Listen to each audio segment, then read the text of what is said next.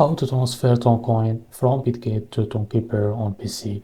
Now, first of all, make sure you are logged into your Bitget account. Now, after that, tap on the icon wallet. Now, after that, tap on the asset overview. And after that, from the sidebar, tap on spot. And now tap on withdraw and tap on withdrawal. Now, after that, make sure to select Ton that you want to send. After you select the coin, now from here, select on chain because we want to send to another platform. Now from the network, leave it in Ton. Now withdrawal, we need the withdrawal address and the memo. So how to get it?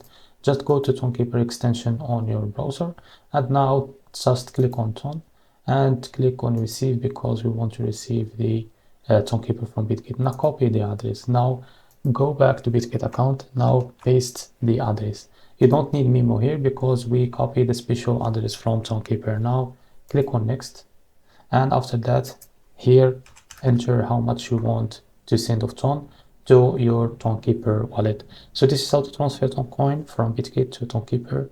If you found this video helpful, please like and subscribe. See you in the next video.